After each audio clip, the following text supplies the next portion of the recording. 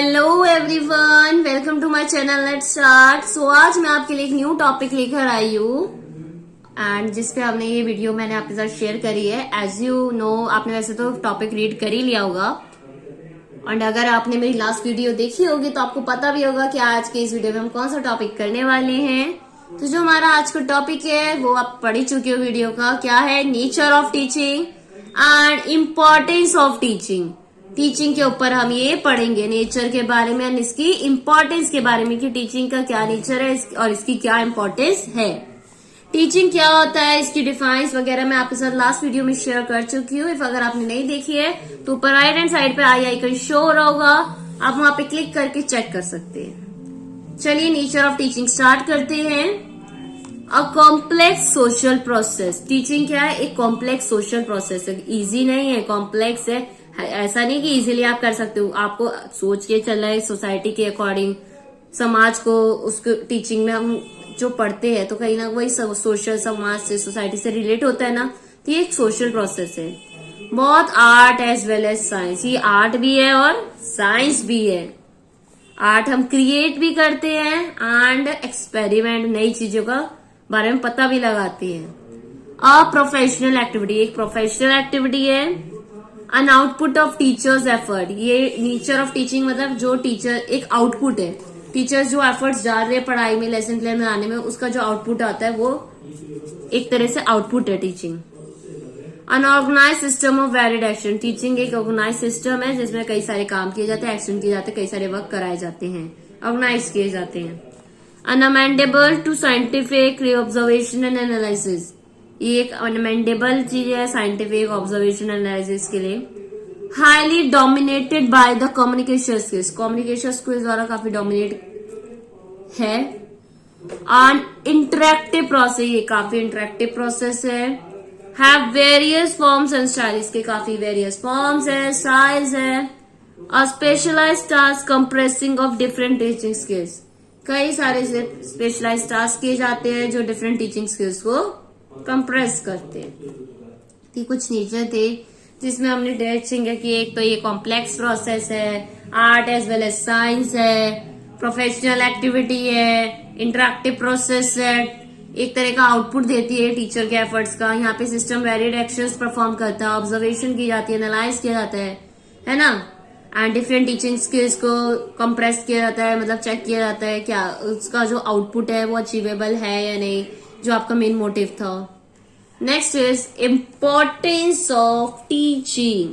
अब nature of teaching तो हमने पढ़ लिया है, चलिए हम नेचर ऑफ टीचिंग पढ़ लिया है तो आई होप आपको कुछ पॉइंट्स याद भी हो गए होंगे, जैसे कि कॉम्प्लेक्स प्रोसेस, बहुत art as well as science, professional activity, interactive process, output of teachers activity, organise system of various actions. कुछ 6-7, अब यहाँ पे मैंने आपके साथ कुछ 10 पॉइंट शेयर करे हैं। एटलीस्ट 5 पॉइंट्स तो आपको लर्न होने ही चाहिए, होने तो ऐसा 10 के हो जाने चाहिए आपको। जितना मैंने आपके साथ एक्सप्लेन करा है काफी छोटे छोटे इजी थे।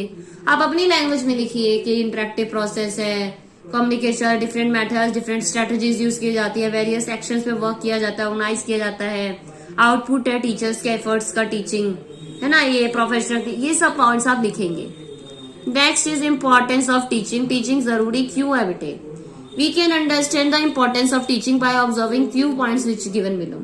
हम जान पाएंगे कि टीचिंग क्यों जरूरी है, इसकी इम्पोर्टेंस को नीचे ये जो पॉइंट्स गिवन है ना इसको पढ़ के। जैसे कि आपका फर्स्ट पॉइंट है, क्या गिवन है? Good teaching creates way of learning. एक अच्छी टीचिंग क्या करती है? एक रास्ता बनाती है लर्निंग का बच्चे के लिए। ये सिंपैथेटिक होती है, बच्चे के सिंपैथेटिक को ध्यान में रखते हुए उसके पॉइंट्स को, उसके लेवल को, उसकी नॉलेज को, उसकी फीलिंग्स को बच्चे को ध्यान में रखते हुए बनाई कराई जाती है। It is cooperative and suggestive, cooperative होती है और सजेस्टिव होती है, एक साथ मिलके टीचर स्टूडेंट मिलके करते हैं एंड सजेशन देते हैं। इट इज स्टिमुलेटिंग, कहीं ना कहीं अब हमने वर्क करा, टीचिंग कराई तो उसका जो रिजल्ट आया वो हमें बताया जा रहा है ताकि हम नेक्स्ट वाले वर्क में, नेक्स्ट लेसन में या नेक्स्ट दोबारा जब हम करें तो इस चीज को कैसे इम्प्रूव कर सकते हैं या ये वाली प्रॉब्लम ना हो। तो ये भी टीचिंग हमें बताती है। आप कोई लेसन पढ़ा रहे हो, कोई टॉपिक पढ़ा रहे हो, सजेस्ट कर रहे हो, मैथ्स के ले लो, आप करा रहे हो, आप अब कोई टॉपिक है जिसको आपको 2 क्लास में कंप्लीट कराना है, आपने फर्स्ट क्लास में कराया, आपको पता चला कि क्या क्या चीजें रह गई है जो आपको इम्प्रूव करने की जरूरत है ना। तो नेक्स्ट टाइम आप जब दोबारा वो चीज उससे रिलेटेड कुछ कराओगे या आगे कंटिन्यू करोगे तो उन चीजों को रिमूव कर दोगे जो आपको लगता है कि प्रॉब्लम थी, या जो चीज सुधरने की जरूरत है, इम्प्रूव करने की जरूरत है, वो आप इम्प्रूव करोगे। नेक्स्ट जीटी क्या है? जीटी का मतलब है गुड टीचिंग। गुड टीचिंग एक प्रोग्रेसिव होती है, जो प्रोग्रेस में आगे बढ़ती है। ऐसा नहीं सिर्फ आप पढ़ाया जा रहा है उसमें ना प्रोग्रेस हो रही है ना कुछ हो रहा है, प्रोग्रेसिव होती है जिसमें प्रोग्रेस दिखता है हमें। Good teaching is democratic. कैसी होती है? डेमोक्रेटिक होती है। गुड टीचिंग इज बहुत डायग्नोस्टिक एंड रेमेडियल। डायग्नोस्टिक भी होती है जिसको हम एग्जामिन भी कर सकते हैं, सुधार भी सकते हैं। Good teaching encourage self learning. एक अच्छी टीचिंग सेल्फ लर्निंग को भी एनकरेज करती है। बच्चा अपने आप से लर्न करना सीखता है। अगर टीचिंग में उसको इंटरेस्ट आएगा, जो टीचर पढ़ाइए काफी इंटरेस्ट से लेगा, तो वो सेल्फ लर्निंग में भी को भी एनकरेज की जाएगी। Good teaching liberates child and mind. कहीं ना कहीं गुड टीचिंग बच्चे के माइंड एंड बच्चे को डेवलप करने में भी हेल्प करती है। तो यहाँ पे भी ये कुछ आपकी 9 इंपॉर्टेंस थी टीचिंग की। आई होप आपको कुछ पॉइंट्स याद हुए होंगे कि लाइक गुड टीचिंग प्रोग्रेसिव होती है, स्टिमुलेट होती है, सिंपैथेटिक है, ये कोऑपरेटिव बिहेवियर होता है, सजेस्टिव होती है, क्रिएट करती है way of learning, self learning create encourage करती है, डिसिप्लिन होता है, डायग्नोस्टिक रिमेडियल होता है। मतलब ये सारे पॉइंट्स आप अपनी लैंग्वेज में अपने पॉइंट्स में लिख देंगे, एक्सप्लेन करेंगे कि गुड टीचिंग क्या होती है।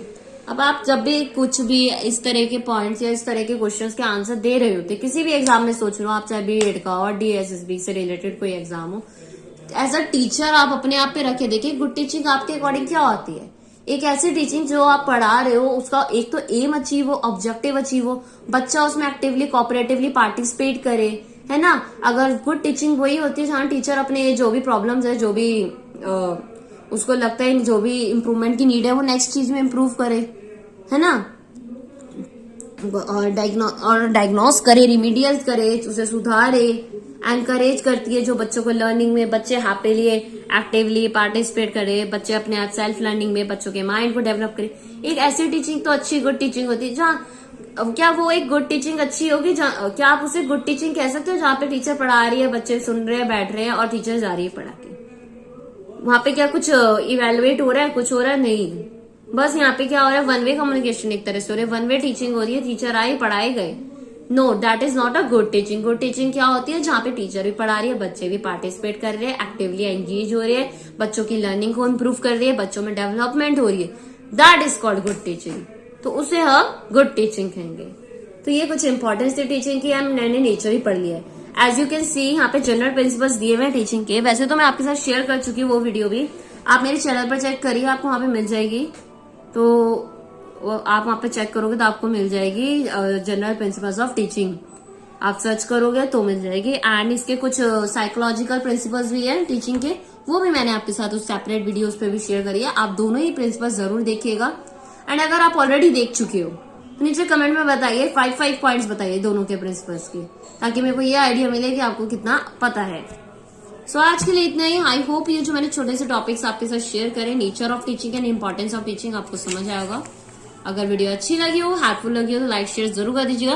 एंड कमेंट में प्लीज जरूर बताया करें जो मैं आपसे पूछती हूँ कि वीडियो कैसी है, इफ कोई नीड है इम्प्रूवमेंट की।